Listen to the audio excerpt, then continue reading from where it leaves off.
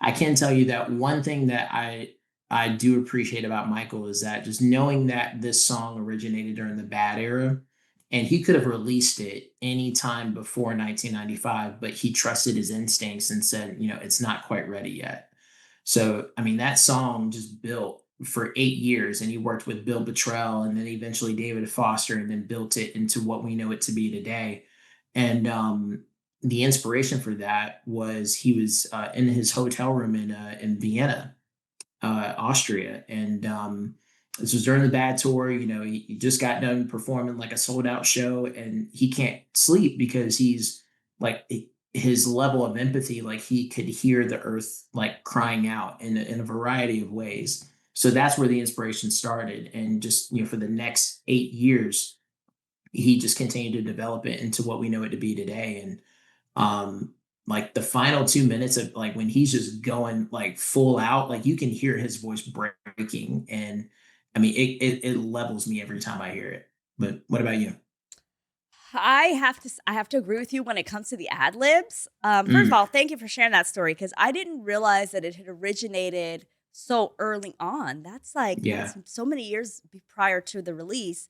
And it Hmm. makes me wonder, like, how many artists today do they work on songs for 6, 10 years? Like, I don't know. Some might, but Yeah, some might. at the time, um, Michael Jackson was, he was working on so many songs at so many different points of his life and Hmm. creating different iterations of them and then finally releasing them. So, yeah, thank you for sharing that. And the ad Hmm. libs of this song are always so powerful. The short film is so powerful. And I Yeah. love how Michael Jackson is able to make us listen to a song just about like the earth and caring about our planet. Hmm. Something that I think a lot of artists don't talk about in such a direct way. Again, very direct, like literally speaking about what about elephants? What about the trees?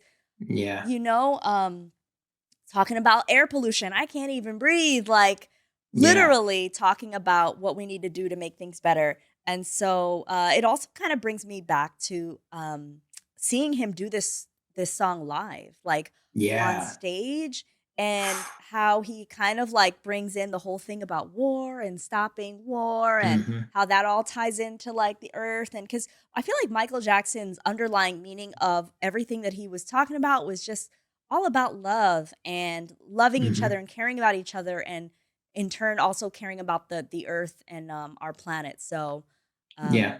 Earth Song's also one of my favorites.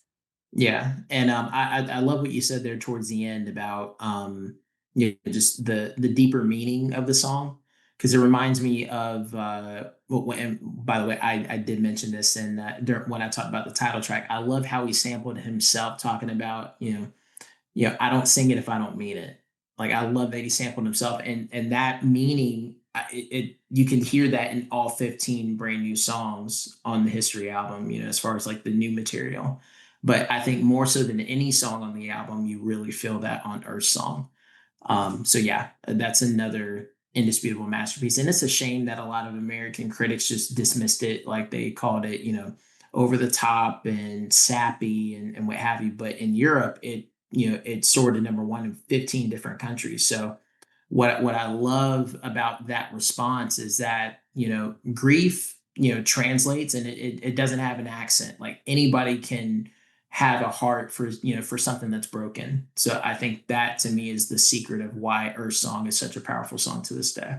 This has been an excerpt from episode number 38 of the Club 30s with MJ Fangirl podcast. Make sure that you're following on your favorite podcast app. And also, thank you so much to our Patreon. If you are interested in being a Patreon member and getting exclusive ad-free content, definitely join today. Shout out to our platinum sponsor, Marlis. You are the absolute best. Thank you so much for the support.